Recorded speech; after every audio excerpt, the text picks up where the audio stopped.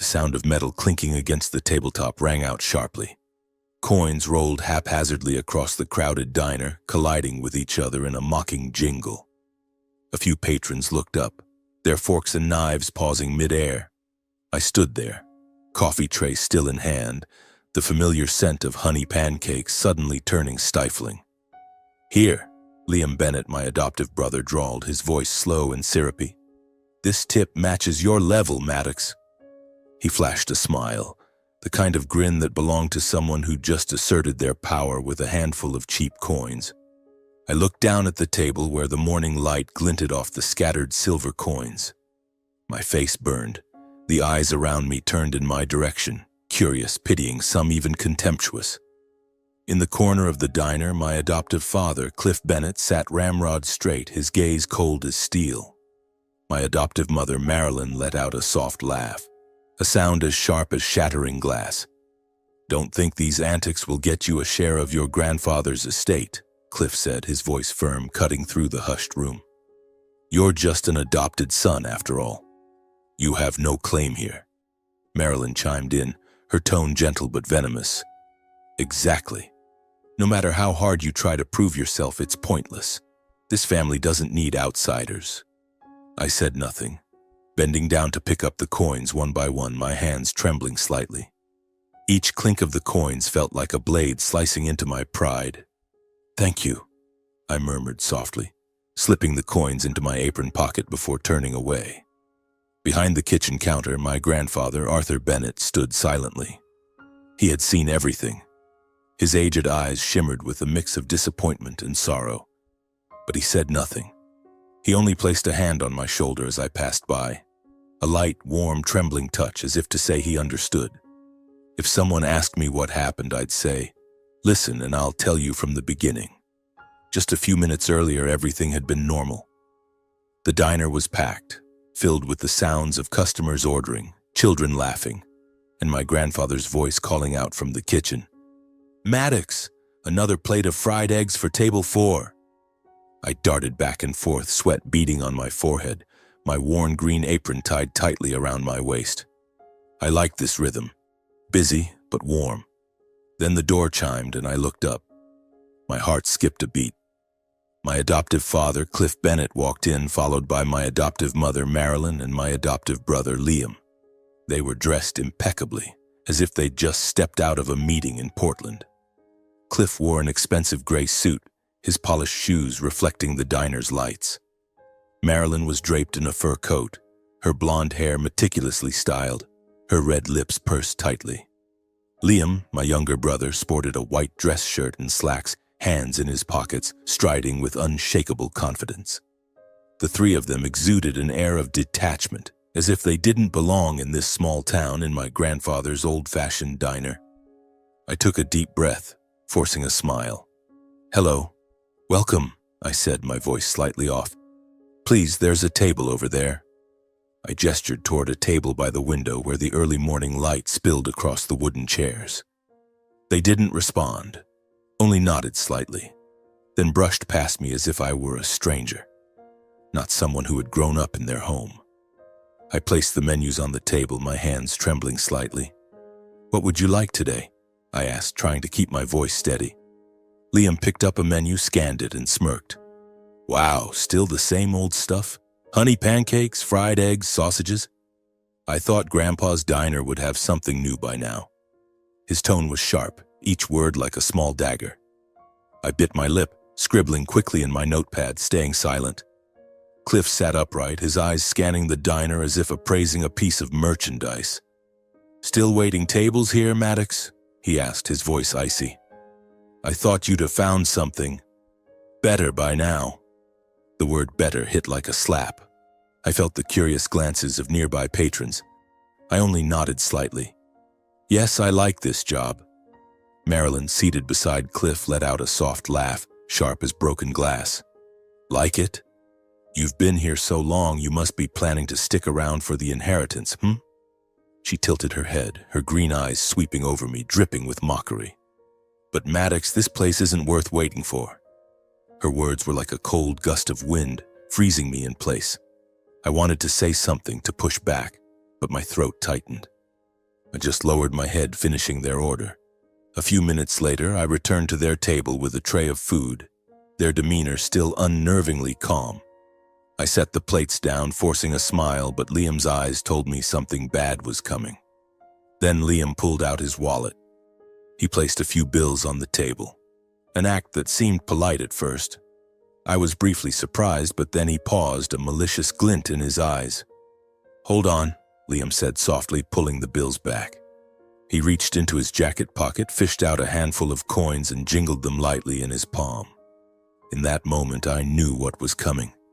I wished I'd turned away, but it was too late, because just a few seconds later, that jingle rang out. And nothing in that familiar diner would ever be the same. And that was the moment you saw at the start of the story, where a few scattered coins changed everything.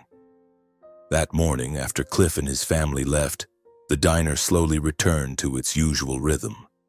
The clatter of cutlery resumed, and laughter and conversation filled the air once more. But inside me, something had shattered. I worked like a machine, pouring coffee, wiping tables, smiling at regular customers. I stayed late, as usual, cleaning the kitchen counter, stacking chairs, and checking the books. Grandpa had gone home early, leaving me with the quiet stillness of the diner. I sat down on the wooden chair by the window where I used to sit for hours as a child, listening to Grandma Eleanor tell stories about the early days of Bennett's Diner. The room was now silent, but the memories were not. I looked outside where Cedar Ridge's main street lay shrouded in darkness with only a few flickering streetlights. And then, like a flood, memories surged back, pulling me into the years that shaped who I am today. 2 years ago, I wasn't Maddox Bennett, the waiter at Bennett's Diner. I was Maddox, 24 years old, a marketing assistant for a large food company in Portland, Oregon. I had a small rented apartment, a steady job with a salary that afforded a comfortable life, and a future that seemed to be unfolding before me. Every day I wore crisp dress shirts, sat in an office, attended meetings, made plans, and dreamed of the days I'd climb the corporate ladder, building a life of my own. But everything changed with a single phone call. That night I was sitting on the sofa in my apartment, laptop open on the table, preparing to send an email to my boss when my phone rang. It was Grandpa Arthur. His voice over the phone was hoarse, weaker than before, but still carried that familiar warmth. "Still working at this hour?" he asked. I chuckled, leaning back in my chair. "Yeah, just a few more reports. What about you, still up?" He was quiet for a moment, then replied softly, "Yeah, the diner was packed today. The coffee machine broke again, so I had to manage until evening." I paused. Since Grandma passed, he'd been stubbornly handling everything on his own, never complaining. "I'm getting old, Maddox," he said after another silence. "I don't have the strength to open the place every morning anymore." I was about to say something, ask if he needed to hire help, but he continued slowly, each word carrying a quiet loneliness. "I just need someone by my side." Those words kept me awake all night. I lay in bed, staring at the ceiling, my mind racing.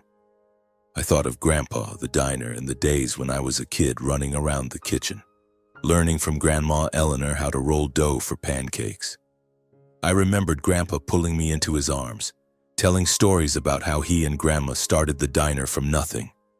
And I remembered the years in Cliff and Marilyn's house, where I never felt I belonged. My biological parents died when I was 6. A car accident took them, leaving me with a void I still can't fill. Cliff, my father's best friend, took me in. He said it was his duty, a promise to my father. But in that house, I was never their son. Cliff Bennett, 58, was the chief accountant for a large real estate firm. Practical and calculating, he cared only about money and reputation. Marilyn Bennett, 55, worked as an administrative assistant in the same industry, always appearing polished with a perfect smile in public.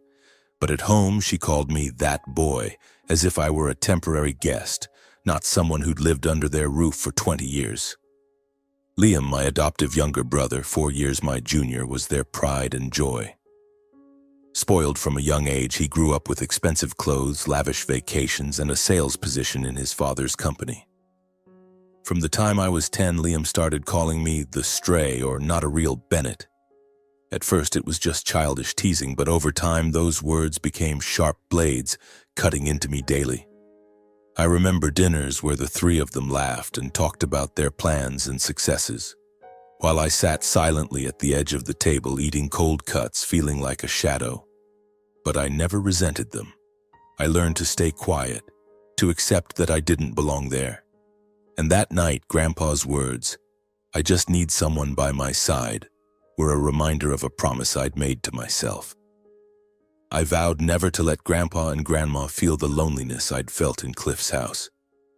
The next morning, I submitted my resignation. My colleagues looked at me like I was crazy. "You're quitting a good job to go be a waiter?" they asked. I just smiled, packed my things, and drove back to Cedar Ridge. Stepping back into Bennett's diner, the smell of honey and coffee was exactly as I remembered. Grandpa hugged me, his frail but warm arms wrapping around me. "Thank you, Maddox," he said, his eyes sparkling with joy. From then on, I worked at the diner from early morning to late at night, not for money or status, but for him, the only person who ever loved me unconditionally. But that morning I realized the past never lets go. Cliff, Marilyn, and Liam still saw me as a leech, someone unworthy of the Bennett name. They didn't know, and probably never would understand, that I wasn't here to compete or claim anything. I was here to preserve a promise, a legacy, and a piece of my heart. I stood silently in the now empty diner, the dim yellow light casting a soft glow on the old photos hanging on the walls. In one picture, Grandpa Arthur and Grandma Eleanor stood in front of Bennett's diner, hand in hand, their smiles radiant like a summer sun. I looked at them, and childhood memories flooded back like an old book opening to its yellowed pages. In the darkest years of my life, they were my only light, the place where I found solace when the world turned its back on me. Those memories took me back to my childhood days, when all my sorrows melted away at the sound of a familiar engine rumbling outside the gate. Every weekend when Grandpa Arthur pulled up in his old pickup truck to get me, it was like I came alive again. "Hop in, Maddox," he'd call, his voice as warm as a hearth on a winter's day. I'd scramble into the front seat, my heart light, knowing I was heading to the place where I truly belonged. Bennett's Diner in the 80s and 90s wasn't just a small eatery in Cedar Ridge. It was once a famous chain across Oregon. Grandpa, now in his 70s, was the one who started it all, but he wasn't the type to boast. He'd tell me in his low, proud voice how he used to be a poor delivery boy, pedaling his bike through dusty roads to deliver vegetables. Grandma Eleanor, then a waitress in a small diner, stole his heart with her gentle smile and star-bright eyes. They met in tough times when both had only a few coins in their pockets and dreams bigger than the sky. I once heard Grandma Eleanor say as we worked side by side in the kitchen, her hands deftly mixing batter, her voice soft as a breeze. "We opened this diner, Maddox, not just to sell food, but to bring people together like a family." I was too young then to fully grasp her words. I only saw the way her eyes lit up when she spoke of the diner, as if it held her youth and their love. With the little money they saved, they built Bennett's Diner from nothing. In the early years, Grandpa worked the kitchen, Grandma waited tables, and they laughed through the lean days. Their love and faith in honest work turned that dream into reality. When the chain grew with dozens of locations across Oregon, they remained humble. They never bought a big house or a fancy car. "The customers are family, Maddox," Grandma Eleanor would say, ruffling my hair. "A meal is how we share love." Grandma was the soul of Bennett's Diner, the one who created the honey pancake recipe that still makes regulars swoon. She tended to every customer, remembering their names, asking about their kids, as if everyone who walked through the door was kin. Through it all, they had each other, and that made me feel safe. In their eyes, I wasn't the adopted kid or the stray. I was Maddox, their grandson, loved unconditionally. But then when I was 12, my world collapsed. Grandma Eleanor was diagnosed with cancer. She wasted away quickly, her once golden hair falling out. I remember those final days when she lay in her hospital bed, still smiling at me. "Promise me, Maddox," she said, gripping my hand, her voice frail. "Keep this diner. Keep what we built. It's not just a diner. It's love." I nodded, tears streaming down my face, though I didn't yet fully understand the weight of that promise. She passed away on a spring morning, leaving a void in my heart and Grandpa's that nothing could fill. After her death, Grandpa Arthur was never the same. He sold off the entire chain, keeping only the original Cedar Ridge location, the one where they started. "This is Eleanor's soul," he told me. From then on, he lived simply, spending his days at the diner, working, chatting with regulars, and looking after me. The grandson, he said, made him feel like Eleanor was still there. Those memories, like a small flame, kept me grounded through the years of rejection from Cliff, Marilyn, and Liam. In their eyes, I was always an outsider. But Grandpa never let me feel that way. He taught me to stand tall, to smile through the pain. "You're a Bennett," he'd say firmly. "Not by blood, but by heart." Those words, along with memories of Grandma Eleanor, became my foundation. When I left my job in Portland to return to Cedar Ridge, it wasn't just for Grandpa. I came back to keep my promise to Grandma, to protect their legacy, and to prove I wasn't the stray Liam called me. But in the months that followed, that flame was tested fiercely. It all began when Grandpa Arthur's health started to decline. One winter afternoon, as I was wiping down the counter, I heard a dry cough from the kitchen. I rushed in and found him slumped over, clutching his chest, his face pale. I'm fine," he gasped, but I knew something was wrong. I called an ambulance, my heart pounding as I watched him being taken to the hospital. The doctors said it was a mild heart attack. "He needs rest," they told me sternly. "No heavy work, no stress. If not, the next one could be worse." But Grandpa was Arthur Bennett, the man who built an empire from nothing. He didn't know the meaning of rest. Every morning, despite my pleas for him to stay home, he insisted on going to the diner, wearing his old cap, walking slowly but with determination. "This diner is my life, Maddox," he said. "I can't abandon it." I looked at him, my heart aching, but I could only nod. I started taking on more, cooking, checking the books, so he could sit behind the counter, chatting with regulars instead of hauling heavy crates. Word of Grandpa's health soon reached Cliff, Marilyn, and Liam. One day, as I was carrying a tray of coffee to a table, the diner's door chimed. They walked in, dressed as impeccably as ever, but this time with fake smiles. Marilyn led the way, hugging Grandpa, her voice syrupy. "Dad, we're so worried about you. You can't keep working like this." Cliff nodded, patting Grandpa's shoulder. "She's right, Dad. You need to rest, enjoy your old age." Liam stood behind them, quieter, but his eyes were cold and calculating. I knew they weren't sincere. Their visits to the diner became more frequent, each one accompanied by advice that sounded rehearsed. "You should sell the diner, Dad," Cliff said one day while Grandpa was reviewing invoices. "Now's a good time. Real estate prices are high. You'd get a good sum to live comfortably." Marilyn chimed in, her voice gentle but calculating. "Exactly, Dad. Someone your age shouldn't be working so hard. Let us take care of you." I stood behind the counter, gripping the rag tightly, my blood boiling. They weren't worried about him. They were worried about their wallets. Grandpa just shook his head, his voice firm. "This diner isn't for sale. It's my life with Eleanor." He looked at them, his eyes blazing like fire. "You don't understand. It's not just a diner. It's love, it's family." Cliff pursed his lips, his eyes darkening. Marilyn gave a forced smile while Liam shrugged, muttering, "Why keep this old place? It's not worth much." I couldn't stay silent anymore. "This diner is worth more than anything you could imagine," I said, my voice trembling with anger.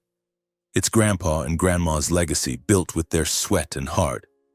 You have no right to demand it be sold." Cliff turned to me, his eyes narrowing. "Who are you to speak, Maddox? You're just the adopted kid leeching off my father's affection for your own gain, aren't you?" Marilyn cut in, her voice sharp as a blade. "Exactly. This is grown-up business. Stay out of it." Their words cut like knives, but this time I didn't bow my head. "I'm here for Grandpa, for the promise I made to Grandma Eleanor." "What are you here for?" The air in the diner grew heavy. A few customers glanced over, whispering. Liam stepped forward, pointing at my face. "Don't act noble. Keeping this diner is pointless. Sell it, split the money, and everyone benefits." I wanted to yell back, but Grandpa's gaze stopped me. He stood up, slow but commanding. "Enough," he said. "Get out." But they didn't stop. A week later, I was helping Grandpa with the books at his house when the doorbell rang. Cliff, Marilyn, and Liam walked in, accompanied by a man in a suit carrying a briefcase. "This is our lawyer," Cliff announced, his voice cold. "Dad, we think it's time you made a new will. Leave your assets to your real family, before it's too late." Marilyn nodded, her eyes sliding over me as if I were invisible. "We just want what's best for you, Dad." I felt the blood rush to my head. Grandpa stood up, his hands trembling but his voice like thunder. "Real family? You dare say that? All you want is money to destroy what Eleanor and I built." He pointed to the door. "Get out." Now, Cliff opened his mouth to argue, but Grandpa's glare silenced him. They left, not without throwing me looks of pure venom. From that day, Grandpa cut off contact with Cliff. He called me to his side, his voice low but clear. "Maddox, you help me run the diner, handle the books. You're the only one I trust." I nodded, my heart heavy. Though his health was frail, his mind was sharp. In his eyes, I saw a plan forming.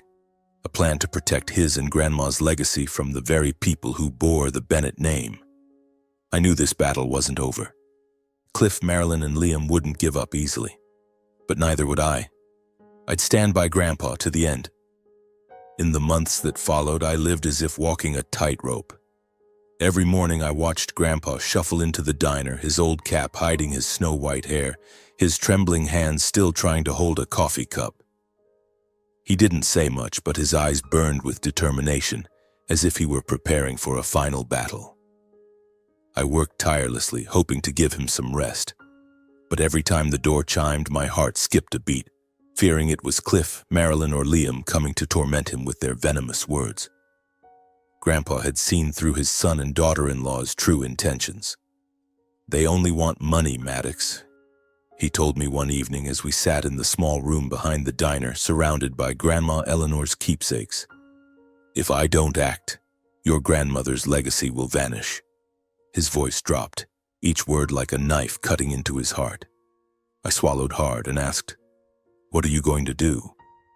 He looked at me, his gaze as sharp as it was in his youth when he built Bennett's diner from nothing. "I'll make a new will. This time, no one can dispute it." He had contacted Helen Crawford, a seasoned lawyer in Cedar Ridge and Grandma Eleanor's old friend. Helen came to the diner one stormy afternoon carrying a camera and a thick stack of documents. I stood outside, my heart pounding as Grandpa sat before the camera, reading each clause. His voice rang out steady and unwavering like a final proclamation. I didn't hear everything, but I knew he was pouring his heart into it. A week later, Grandpa summoned the family to his small wooden house at the end of Cedar Ridge's main street. I stepped into the living room, the air heavy as before a storm. Cliff sat on the sofa, arms crossed, his expensive gray suit unable to mask the tension on his face. Marilyn was beside him, her blonde hair perfectly styled, but her red lips pursed tightly, her cold eyes gliding over me as if I were a stranger. Liam sat off to one side, scrolling on his phone, but I noticed his fingers trembling slightly as if trying to hide his anxiety. Grandpa sat at the head of the table, Helen Crawford standing beside him, holding a stack of documents. I stood behind him, trying to stay calm, though my heart churned like a stormy sea. "I called you here to talk about my will," Grandpa began, his voice resonating in the silent room. "I don't have much time left, and I want everything to be clear before I go." Cliff raised an eyebrow, his eyes glinting as if he could smell money. Marilyn tilted her head, a forced smile playing on her lips. Liam stopped scrolling, sitting up straight, his eyes gleaming with ambition. I clenched my fists, feeling the air thicken around us. Grandpa continued, his voice like thunder. All my assets, the diner, investment shares, the savings of over 30 years worth millions of dollars, will be transferred to Maddox after I pass. The room seemed to explode. Cliff shot to his feet, his chair crashing behind him, his face flushed, veins bulging on his forehead. "What did you say?" he roared, his voice trembling with rage. "Maddox!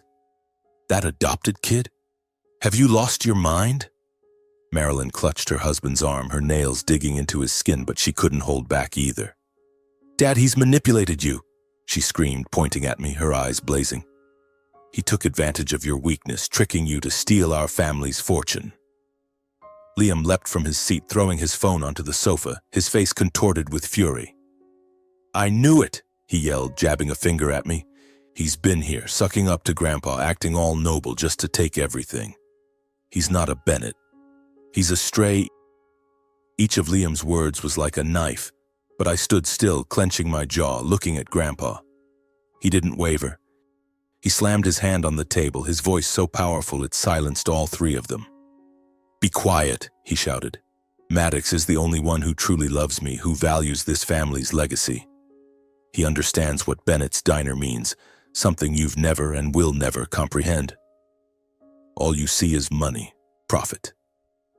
But this legacy is about love, about human values. My decision is made, and it's final." Cliff staggered back, his face pale, but his eyes burned with hatred toward me. Marilyn covered her face, tears streaming down, but I knew they weren't from sorrow. They were from suppressed rage. Liam muttered something, his voice dripping with venom before all three turned and left, the door slamming behind them. The room fell silent again, filled only with Grandpa's heavy breathing and Helen Crawford's resolute gaze. But they didn't stop. Just days later, Cliff filed a lawsuit against his own father, accusing Grandpa of being mentally incompetent and claiming I had coerced and manipulated him into making the will. The lawsuit swept through Cedar Ridge like a hurricane. The small town, where everyone knew each other, split into two camps. Some criticized Cliff, calling him a disloyal son, whispering in grocery stores, "How dare he sue his own father for money?"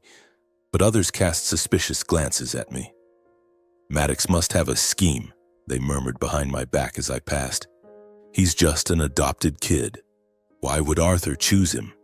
Every day at work I felt their scrutinizing stares like needles pricking my skin. But I didn't care. My only concern was Grandpa, who still came to the diner every morning, though his legs trembled and his breath grew weaker. The trial took place on a rainy day in the town's small courtroom. I sat beside Grandpa, his cold but steady hand gripping mine. Cliff, Marilyn, and Liam sat across from us, their eyes like daggers. Cliff wore a black suit, but his polished appearance couldn't hide his tension. He kept wiping sweat from his forehead. Marilyn sat upright, her red lips tightly pursed, but her hands trembled as she smoothed her hair. Liam, usually arrogant, now hung his head, his eyes avoiding contact, as if he knew he was doing something wrong. Helen Crawford stepped forward, calm and confident. She presented medical reports proving Grandpa was fully lucid. Then she requested the will's video be played. The room fell silent as Grandpa's image appeared on the screen. He sat at a table, his eyes blazing, his voice resounding like thunder. "A legacy isn't about money, it's about human values," he said, staring into the camera. "Of all my children, only one remembers that. Maddox." When the video ended, I heard a faint sob from Marilyn, but it wasn't from emotion, it was defeat. Cliff bowed his head, his hands gripping the chair tightly. Liam turned away, his lips pressed shut. The judge's gavel struck, declaring the will legal and dismissing all accusations. The sound of the gavel was like a final cut. Cliff stood, pulling Marilyn and Liam out of the room without looking back. Their reputation in Cedar Ridge was shattered, but in my heart, there was no joy in victory. I looked at Grandpa, saw his faint smile, and knew this battle had taken too much from him. I squeezed his hand, silently vowing to protect this legacy no matter the cost. In the months following the trial, Grandpa's health deteriorated rapidly, like a candle burning down to its last wax. He no longer had the strength to work in the kitchen or chat with regulars. Each morning I helped him from the small room behind the diner to the wooden chair by the window, where he liked to sit and watch people pass by on Cedar Ridge's main street. He held a coffee cup, his hands trembling, his gaze distant as if searching for Grandma Eleanor's shadow in the early morning light. I stood beside him, my heart aching, hiding my tears whenever he coughed or gasped for breath. "Maddox," he said, his voice weak but still warm. "You're my pride. Don't let them sway you." I cared for him day and night, cooking porridge, reminding him to take his medicine, sitting by his bedside, reading old stories about Bennett's diner. But I knew time waited for no one, not even the man who'd spent his life building a legacy out of love. One early autumn morning, when golden leaves blanketed the yard, I walked into his room as usual, carrying a tray of hot porridge. The silence was deafening. He lay there on the old wooden bed, his eyes closed, his face serene as if lost in a beautiful dream. Beside him on a small table was the old photo of Grandma Eleanor, her smile radiant as sunlight. Next to it was a sealed envelope scrawled with his shaky handwriting, "For Maddox." I knelt by the bed, grasping his cold hand. Tears fell, but I didn't sob. I knew he was gone, reunited with Grandma Eleanor where he always belonged. The funeral was simple, just as he wanted. I handled everything, from choosing the coffin to inviting the diner's regulars. The people of Cedar Ridge filled the cemetery, standing silently, their eyes red. But Cliff, Marilyn, and Liam appeared like ghosts. Cliff stood at a distance, his black suit unable to mask the bitterness on his face. Marilyn held a handkerchief to her mouth, but her eyes were cold, not a single tear shed. Liam, arms crossed, glared at me with undisguised envy, as if I'd stolen something that was rightfully his. They said nothing, offered no comfort, no condolences. They just stood there like strangers, and when the funeral ended, they left without a goodbye. After the funeral, Helen Crawford, the lawyer, announced the official will at her small office. I sat there, clutching the envelope Grandpa left me as Helen read each clause aloud. All of his assets, Bennett's diner, the properties, investment shares, and savings accumulated over 30 years, now belonged to me. Worth millions of dollars, but to me, it wasn't about the money. It was a promise, a love, a legacy from my grandparents that I swore to protect. Cliff and Marilyn were invited but didn't show up. Instead, I received a short handwritten letter from Marilyn, her tone icy. "We'll manage our own lives. Don't contact us again." I read the letter, folded it, and tucked it into a drawer. My heart didn't ache, only felt empty. I was used to their distance, but this time it was final, like a door slamming shut, severing the last threads between us. Liam was different. He didn't cut contact immediately. I heard he opened a small bar in the next town over, funded by Cliff and Marilyn. But that bar, called Liam's Lounge, was merely a shadow of his resentment. He ran it with a heart full of envy, always comparing it to Bennett's diner. Once I ran into him at the grocery store. "Congrats, Maddox," he said, his voice dripping with sarcasm. "You're the big boss now. But don't forget, you're still just the adopted kid." I looked into his eyes, saw the venom, but I didn't respond. I turned away, leaving him to stew in his self-inflicted anger. From then on, my relationship with my adoptive family was completely severed. No more calls, no more awkward gatherings, no ties left to bind us. Cedar Ridge, once a place where I felt out of place, became my true home. I opened the envelope Grandpa left me, finding a short letter in his trembling handwriting. "Maddox, you're the keeper of Bennett's diner's flame. Let it burn bright, as your grandmother and I did. I'm proud of you." I read it over and over, tears streaming down, but my heart swelled with resolve.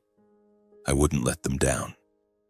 After the funeral, once the inheritance procedures were finalized, I officially became the owner of Bennett's diner.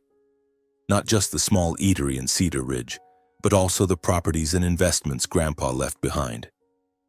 I stood in the diner looking at the worn wooden tables, the chairs where regulars had sat for 40 years, and I knew I had to start. The diner, neglected during Grandpa's declining years, had fallen into disrepair. The wooden walls were faded, the roof leaked in places, and the menu hadn't changed since Grandma Eleanor's time. I spent months renovating, sleeping no more than 4 hours a night. I repainted the walls, patched the roof, and replaced the cloudy glass windows with new sparkling ones. I hired a young chef from the next town over, but kept Grandma Eleanor's pancake recipe, the one regulars called the taste of memory. I cooked, served, cleaned, doing everything I could to restore the diner to its former glory. At first, customers were scarce. Some came out of curiosity, but others whispered, "Can that adopted kid actually do anything? He just inherited it." I heard them but paid no mind. I smiled at every customer, asked about their lives as Grandma Eleanor once did, and personally poured coffee for the town's elderly. Slowly, the diner came back to life. Old customers returned, bringing their children and grandchildren. "Maddox, you remind me of Arthur," an elderly woman said, her eyes teary as she bit into a pancake. "You've got your grandparents' heart." Her words were like a breeze fanning the flame inside me. Bennett's Diner didn't revive because of good food alone. It came alive because of the warmth and authenticity, where everyone was treated like family. One morning, I saw a homeless man lingering outside the door. I invited him in, offering a plate of hot pancakes and a cup of coffee free of charge. "Thank you," he said, his voice trembling. From that day, I decided to set aside a portion of the diner's profits to help those in need. Each month, the diner hosted free breakfasts for seniors, and I started an apprenticeship program for local youth, teaching them to cook and serve, just as my grandparents had taught me. That sincerity spread. Customers came in droves, not just from Cedar Ridge, but from neighboring towns. The local paper began writing about the diner, calling it Cedar Ridge's gem. I stood behind the counter, watching the line of people, hearing the lively chatter and laughter, and felt my grandparents smiling somewhere. One day, I sat down and drafted plans for a second location in a nearby town.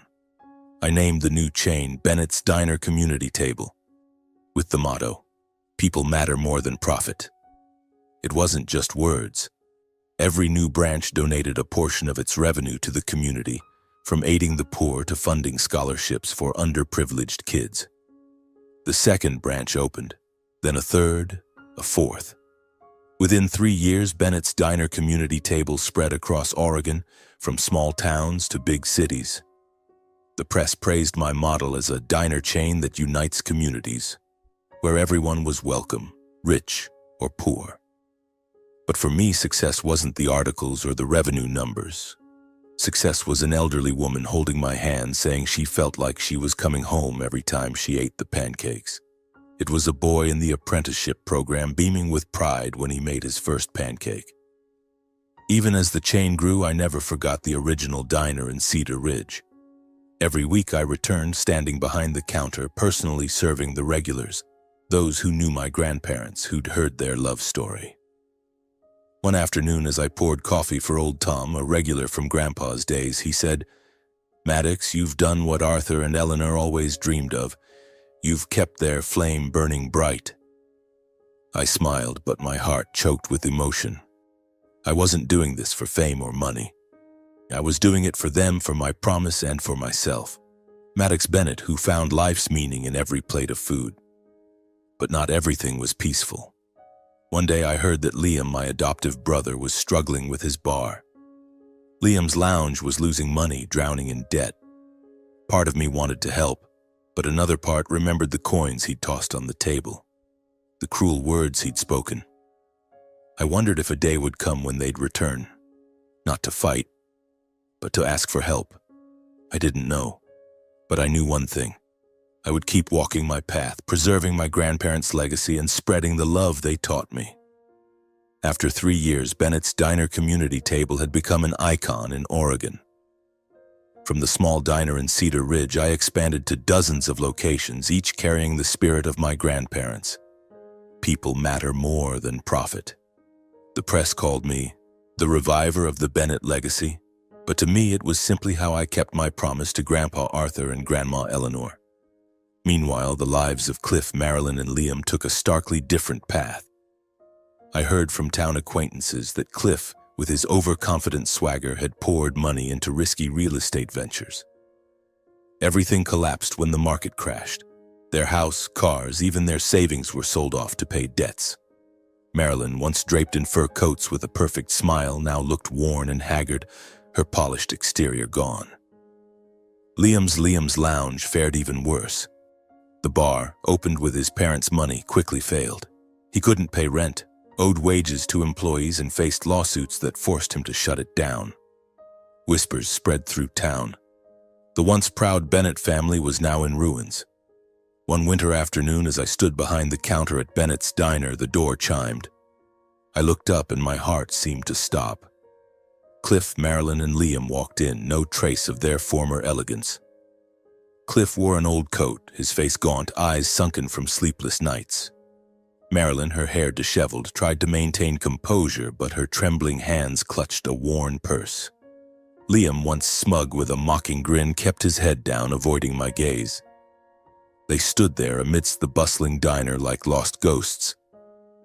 The atmosphere in the diner grew heavy. Regulars glanced over, whispering.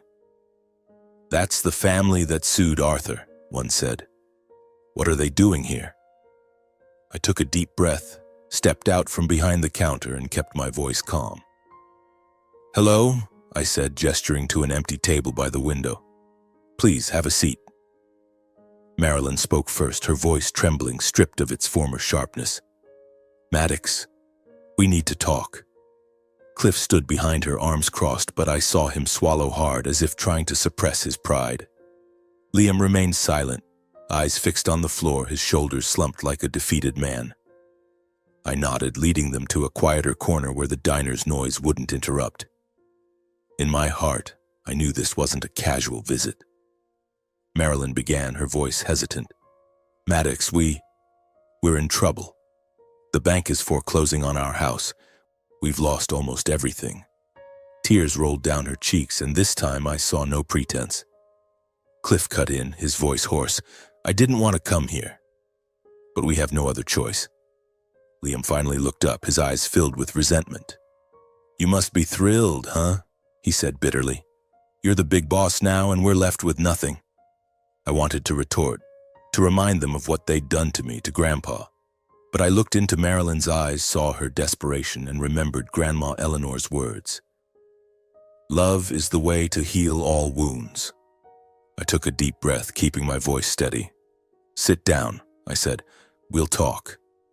Their appearance sent Cedar Ridge abuzz.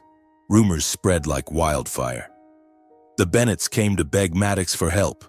Some smirked, recalling how they'd called me the stray. But I paid no mind. I led them to a table, ordered 3 cups of coffee and a plate of pancakes. As I set the plate before them, Marilyn broke down, covering her face. Cliff bowed his head, gripping his coffee cup tightly. Liam stared out the window, lips pressed shut, as if wrestling with himself. That meeting wasn't just a conversation. It was a turning point, where my compassion and forgiveness faced their final test. I looked at them, the people who had once scorned me, who had sued Grandpa to seize his legacy, now sitting before me, vulnerable and desperate. In my heart, memories of years of rejection surged, but alongside them were images of Grandpa, Grandma Eleanor, and the promise I'd sworn to keep. I knew my decision would shape not only their future, but also the person I wanted to become. I sat across from Cliff, Marilyn, and Liam in a quiet corner of Bennett's diner. The diner buzzed with the laughter and chatter of customers, but in this corner the air was heavy as lead. Regulars whispered among themselves, their curious eyes following us. "They're here to beg Maddox," one muttered. "After everything they did?" I held no grudge. Instead, I chose to listen. I looked at them and said, "Tell me, what do you need?" Marilyn let out a sob, her voice trembling. "We need a chance, Maddox. Please help us." Cliff kept his head down for the first time in his life, no longer the arrogant man who pushed me to the margins of the family. Liam turned away, his shoulders shaking, caught between pride and desperation. I stayed silent, letting the heavy atmosphere settle. Then I spoke, my voice slow but firm.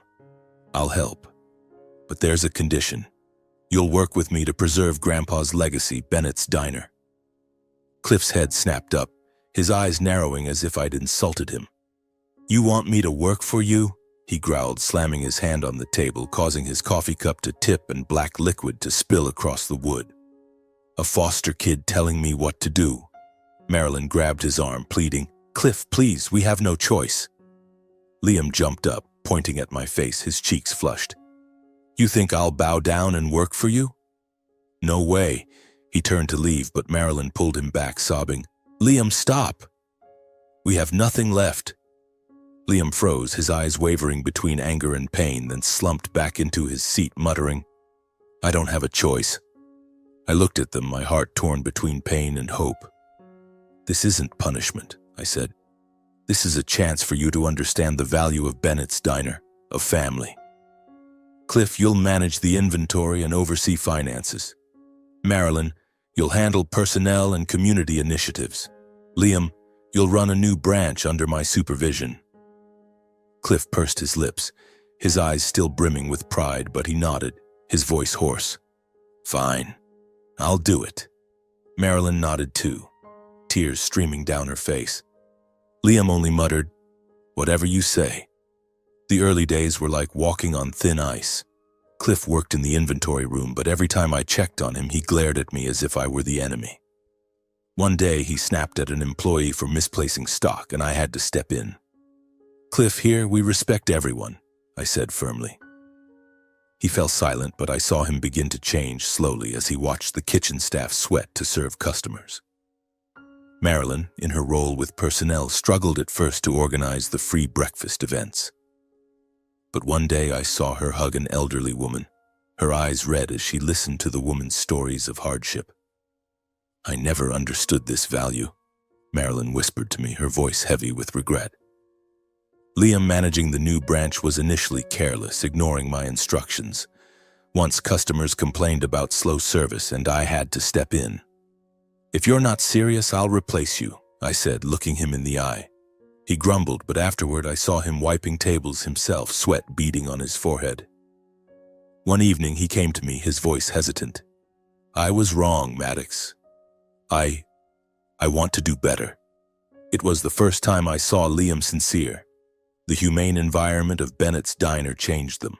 Cliff learned to value hard work, starting to chat with employees like friends. Marilyn, once cold, now organized community events with genuine dedication, as if she'd found new meaning. Liam, once an arrogant boy, learned responsibility, even making pancakes for customers himself. For me, forgiveness wasn't just letting go of the past. It was giving them a chance to reclaim the values they'd lost, transforming Bennett's Diner into a symbol of unity and compassion for the Bennett family. Years later, Bennett's Diner community table was no longer just a chain of diners. It was a blazing flame, shining brightly across Oregon. From small towns to big cities, people knew us not only for our honey pancakes or fragrant coffee, but for the spirit of sharing and compassion each branch embodied. Food magazines hailed us as the community's diner chain, and local media called me the keeper of Oregon's soul. But to me, every article, every accolade was merely a reminder of the promise I made to Grandpa Arthur and Grandma Eleanor, to keep their flame burning forever. The Bennett family, once fractured by greed and resentment, slowly found peace. Our shared meals, once cold with awkward silence, were now filled with laughter. We sat around the wooden table in the original Cedar Ridge Diner, sharing stories about old customers. Like old Tom, who came every morning for his coffee, or Mrs. Mary, who always asked for extra honey because it reminds me of Eleanor. Cliff, Marilyn, and Liam were no longer distant shadows. They became part of the legacy, part of the real family I had always longed for. Cliff, after a mild heart attack last winter, no longer had the strength to manage inventory. He retired from work, but every morning I saw him push open the diner's door and settle into his familiar corner by the window. He ordered a black coffee, watching me run the diner with eyes no longer filled with bitterness, but with pride. "You've done well, Maddox," he said once, his voice hoarse, his trembling hand clutching the coffee cup. "I was wrong to think you didn't deserve this."